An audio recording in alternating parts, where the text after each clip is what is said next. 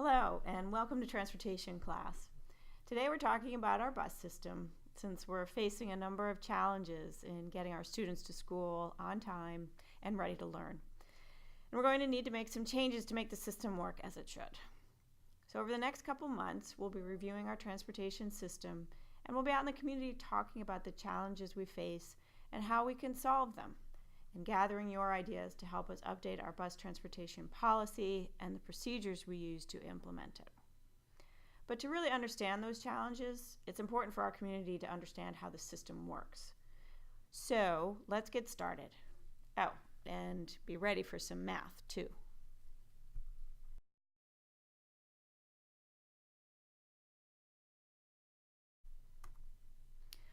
The presentation today is designed to provide an overview of our yellow bus system.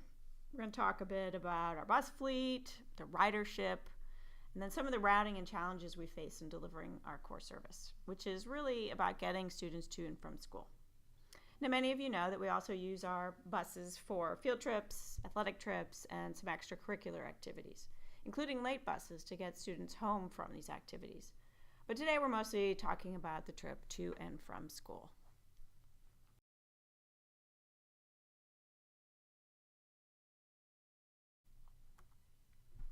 Now this next slide has a lot of numbers on it, so let me walk you through them. We'll start with the fleet. As you can see, we've got 189 vehicles in total. And we use these buses to serve both our general education students as well as our special education students.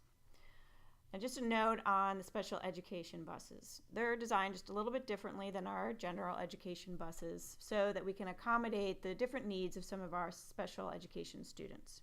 Wheelchair lifts, for example. But these buses can also be used to transport general education students. And because they can serve this dual role, we are able to use the bus to serve any school, which is important. So now let's start talking a bit about the math.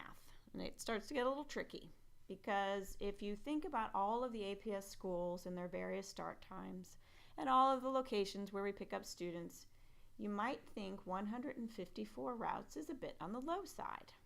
We've got 37 schools and programs. You multiply that by an average of 9 buses per school, and you're well over 300 trips. In fact, our buses make a total of 407 trips each morning and each afternoon. We're able to do this because we use our buses several times each morning and each afternoon. Here's how it works. A route is made up of several trips to different schools. Think of it like Legos, with the trips building the route. Each route has one bus and one driver. For example, Route 406 makes 3 trips each morning, picking up students for 3 different schools. It first arrives at Abingdon, whose start time is 8 a.m. Then it heads out to pick up students for Wakefield and drops them off to meet their start time of 8:19 a.m. Then it heads out to pick up students for the Drew Montessori program, whose bell time is 9 a.m.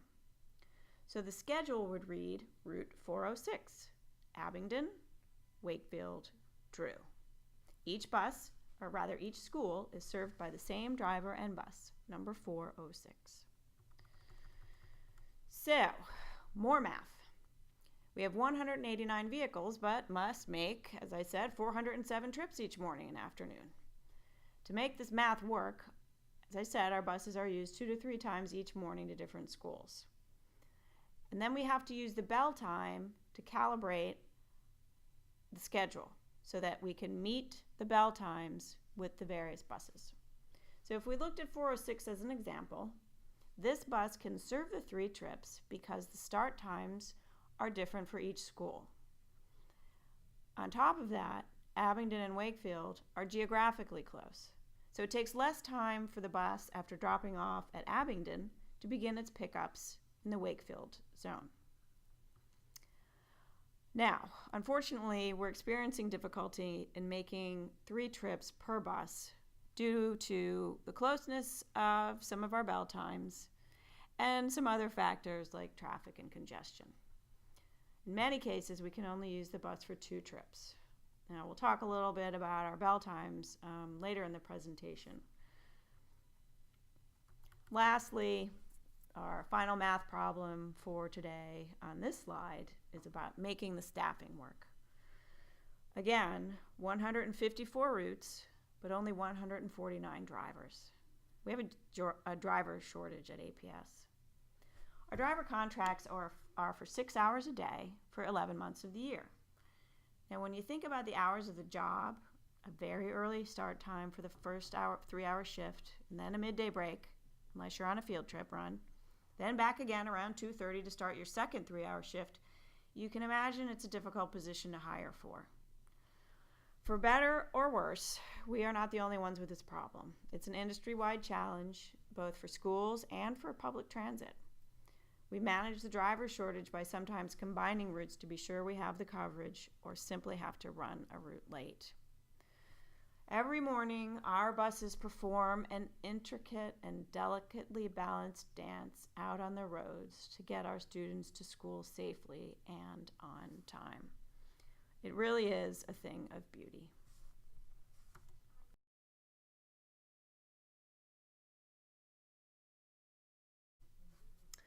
I want to talk next a bit about our bus ridership. Each year, APS is required to provide a report on its ridership to the Virginia Department of Education. So we go out and we conduct an annual student ridership count on all of our general education and special education trips over the course of a week in October. The weekly counts are then averaged. So the numbers that you see on the slide for the AM and PM actual figures are a sum of those averages for all school levels. As you can see, while more than 15,000 of our students are eligible to ride the bus, only about 67% are doing so. And there's a number of reasons why families may not use the bus.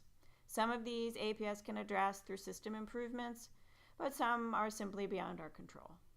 However, it is our goal to fill the buses and use them as efficiently as we can.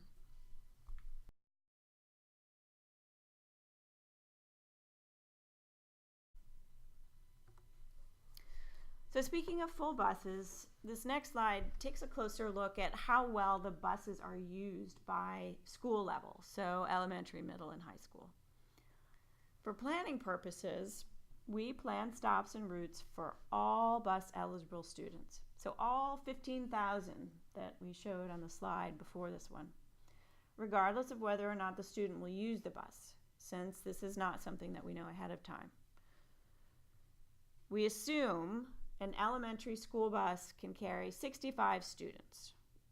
For middle and high school, we assume that number is about 55, simply because the students are bigger and we can't fit more than 2 on a seat.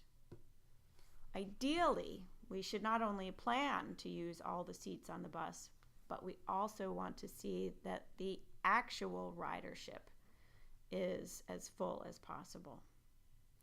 However, given the way our bus system is structured in terms of stop locations, location of students, and how our start times are structured, in addition to student activities and family commuter habits, we're not meeting the goal of full buses. The result is that we have a good number of partially full buses. What this slide shows is that in some cases we're planning for a bus that is less than half full. That's in column 2.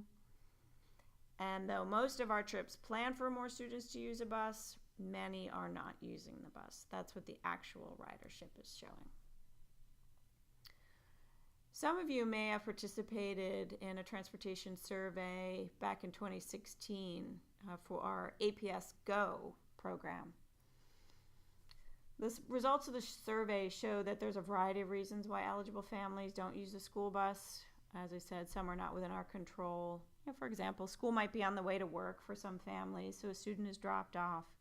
Or the student has before or after school activities, so they're not going to take the bus. Other reasons we can do something about. And these are the ones that I think we want to really dig into this year. Those are things like the bus is coming way too early in the morning, or the ride is too long, or the bus isn't getting to school on time. But to address these issues, we're going to really start to think about delivering our service a bit differently.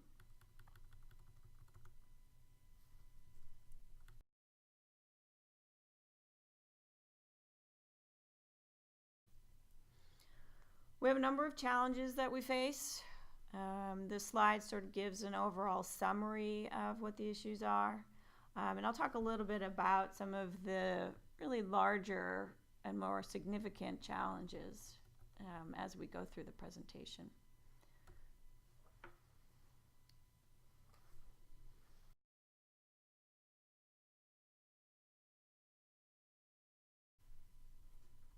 The first up is driver shortages.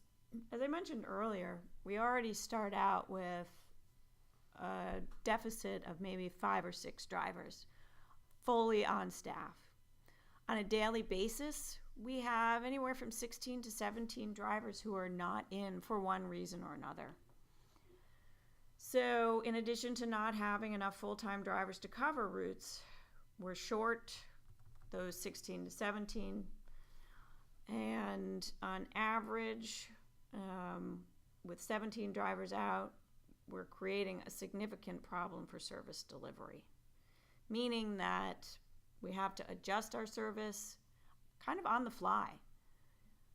And this may mean that routes are combined, and again, the routes might be late. And this is one of the reasons that lead to longer routes, late pickups, and late arrivals to school.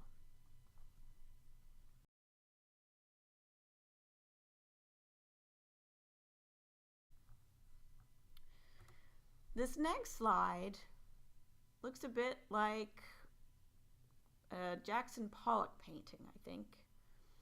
But what it's showing is the combined effect coverage of all the core service we provide each day. These are all of our routes. They cover the county. The gaps you see are some of our larger public or private properties like the Pentagon or Arlington Cemetery or golf courses.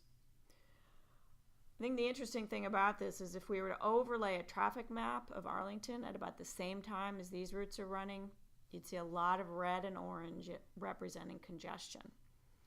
So our buses are trying to get to school at the same time as commuters are trying to get to work.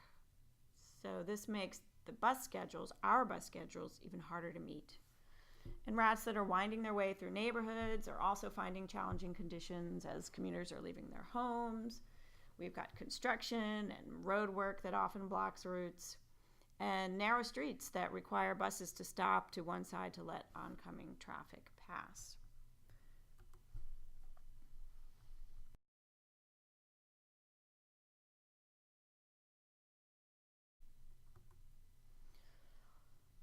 On top of that, when you look at this graphic, you can see we have about 2,500 bus stops. They too blanket the county. This includes our general education stops as well as our special education stops. With this many stops, moving smoothly in a congested environment is tough. The more stops a route has, the longer it becomes and the longer it takes to get to school. We have a number of cases where only a few students are using a stop. In some cases, it's just one student.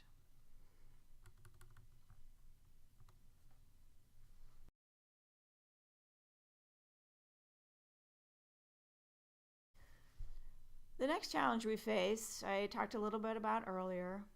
As you can see, our schools start and end at many different times. Many of these start and end times are very close together. And this again makes using our buses for 2 or 3 trips very challenging. One thing that we have realized is that APS does not have a bell time policy or policy implementation procedure. In some school systems, the bell times are developed using the transportation department's assessment of how much time they will need to ensure an on-time arrival at school. I think this is something that we at APS can begin to look at, and we'd welcome your feedback on that type of policy development. We also serve field trips during the day.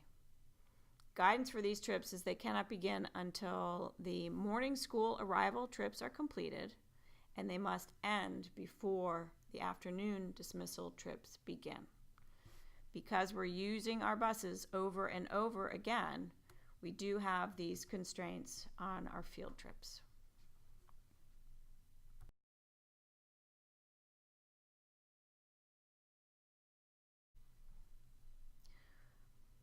I also mentioned long routes as a challenge. This slide shows one of the longest routes that we've had in the system this year. It was serving the Drew Montessori program. And it was so long because the students attending Drew from the northern part of the county were few and dispersed. So in an effort to use the bus efficiently, the bus was serving 13 stops, starting over near East Falls Church Metro, traveling up to Jamestown, and then back down Old Dominion to pick up students, then over to Taylor, and finally back down to Drew. It was a really tough route. On paper, it was scheduled for 1 hour and 6 minutes. With traffic, the reality was more like 1 hour and 20 minutes, and the bus was late to school. The students were distressed, their parents were distressed, our drivers were distressed. We were able to help. We worked with the school community to do some reorganization of routes for the Montessori program. But in the end, I think we need to start out with a more efficient route in the first place. Ideally, we do not start out with routes that are this long with that many stops.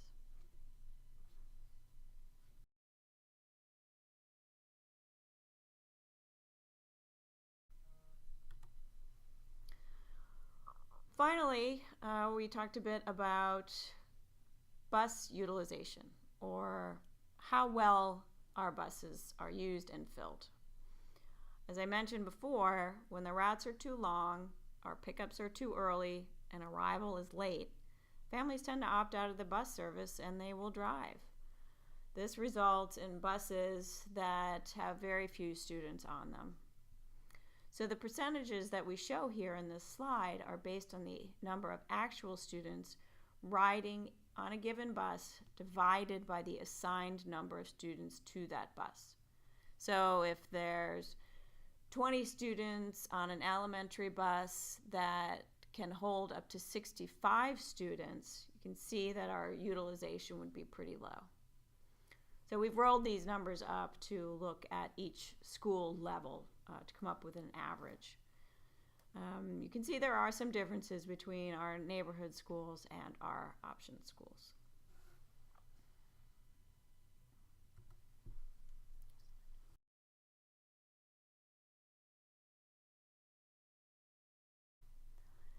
Another challenge that we face is in our special education transportation planning. By law, APS is required to provide this service. However, we do believe there are improvements to how we plan for it at the beginning of the year that will lead to more certainty when we're developing routes before the start of each school year.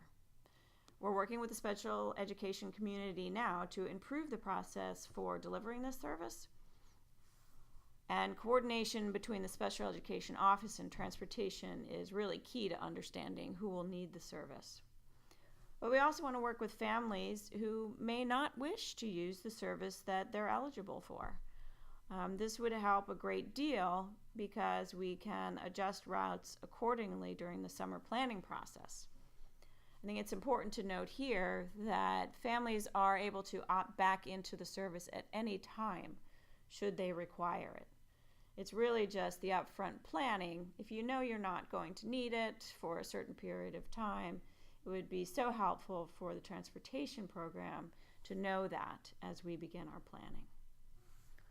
So as part of the conversations with our special education community, we are investigating opportunities for including students with special needs on general education buses and vice versa. We've heard that this is of interest to some of our special education parents. Our final slide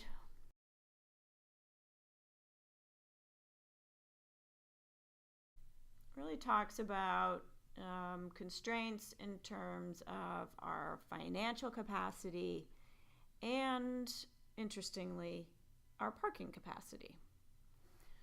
So the goal of filling seats and using our buses efficiently kind of really gets at the heart of the financial impact our transportation service has on our annual budget.